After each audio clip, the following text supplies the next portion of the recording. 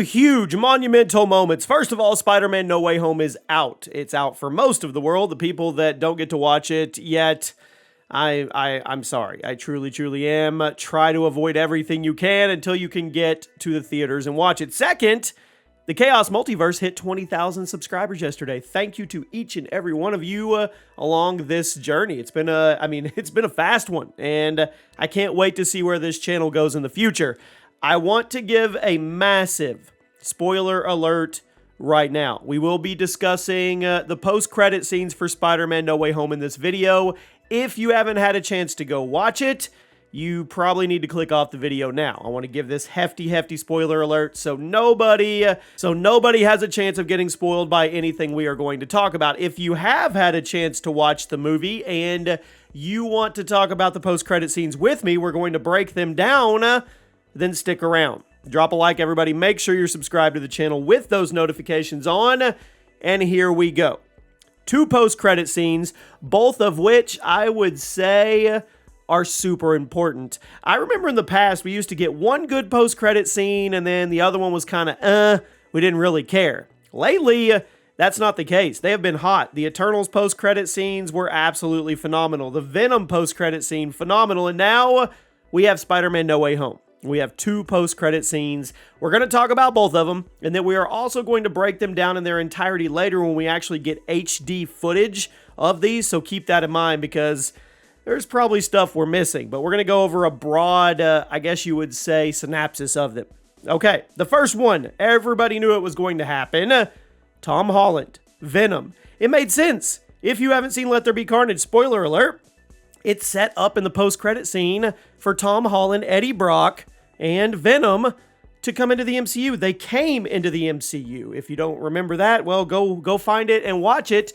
And then there were news reports talking about he went to the Spider-Man No Way Home set to film his side. It just made sense. So the first post-credit scene is Eddie Brock, Tom Hardy, sitting in a tiki hut talking to Venom. Now, Venom isn't out.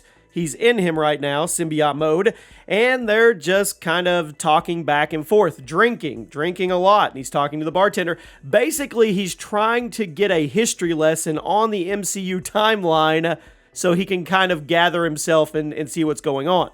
And they talk about the Avengers. They talk about Hulk, and Venom makes a joke about how Lethal Enforcer is not a bad name. Look at that name. They talk about Thanos and the Snap and the Stones. They talk about all kinds of things when it refers to the Infinity Saga. And then they say, you know what? Maybe we should go talk to this Spider-Man guy. And if you remember from the post-credit scene in Venom, Venom recognized Tom Holland's Spider-Man. Well, he recognized him, I think, in Hive form. If you don't remember, he's connected to the Hive, the symbiote Hive. So any Spider-Man variation or variant, he's going to have information on, not just because it doesn't have to be him that's interacted with it. Any other Venom-type symbiote host, he has that Hive knowledge. So he recognized him, and we saw that. So they say they're going to go talk to Spider-Man, and then all of a sudden, Eddie Brock gets snapped back into his timeline. And this is because of the ending of Spider-Man No Way Home, which we'll break down in a video in a couple days as well. I'm not going to spoil all that right now, but Eddie Brock doesn't get to spend very much time in the MCU, which raises some questions, which we'll touch on here in a second. But the big kicker, the punchline, the money shot, Eddie Brock and Venom go back. But a little piece of symbiote goo stays in the bar, stays in the MCU timeline, and then you pan to it as it's about to slither away, and boom, it's gone. So Venom, or a piece of Venom, his offspring, is now in the MCU, which sets up for the Peter symbiote suit, obviously down the road. I don't really know how they connect Eddie Brock and Tom Holland now, because they shot Eddie Brock back to his timeline, but I'm sure we're going to get more timeline hopping because it's the multiverse and all that good stuff. But the fact is, the symbiote is now in the MCU, which could set up for multiple things. It could set up for Spider-Man versus Venom. It could set up for them to team up against the Sinister Six if Venom wasn't to be on the Sinister Six. It sets up for Secret Wars down the road, which we'll talk about in another video as well. Huge post-credit scene. But I would argue the next one's just as big. So now we get the teaser trailer for Doctor Strange in the Multiverse of Madness as our second post-credit scene, and I think it was absolutely brilliant by Marvel to do this. So I'm just going to take you through it really quick, okay? He goes and finds Wanda. She's in this field. It's probably by the house that she was chilling at the end of WandaVision, and she thinks she's in trouble. It's like a kid, and the principal comes in.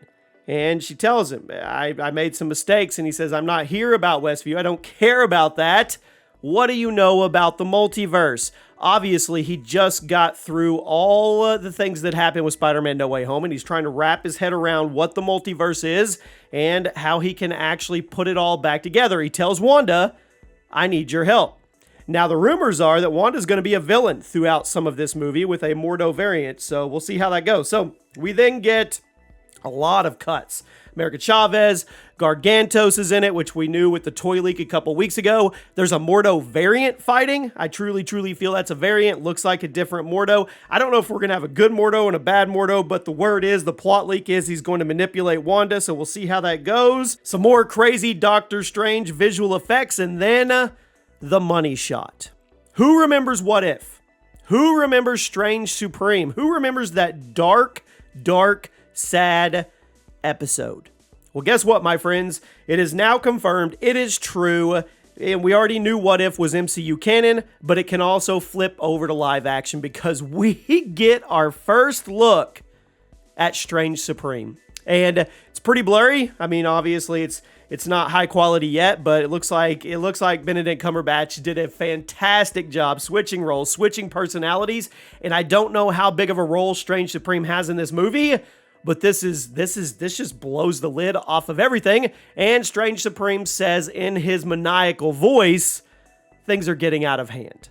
Guys, Spider-Man No Way Home was huge, but I'm telling you right now, Doctor Strange in the Multiverse of Madness is probably going to have even more eyebrow-raising, stand-up, clap, shocked moments than Spider-Man No Way Home.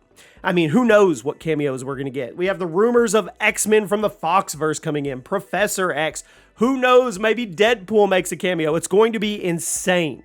And this is just the tip of the iceberg, as Tom Holland would say. So, both post-credit scenes, very, very important, because if this is true, which it is, the What If series, all of it's up for grabs. Any of it could be viable in the live-action MCU now that Strange Supreme is there. My question is he going to reference stuff from the What If series? If he actually references things and events that happen in the What If series with the Watcher and everything, I'm going to lose my mind. I truly am. So let me know what you guys think. If you haven't seen it, hopefully you're not here right now. If you have, let's get the conversation going. I'll see you soon.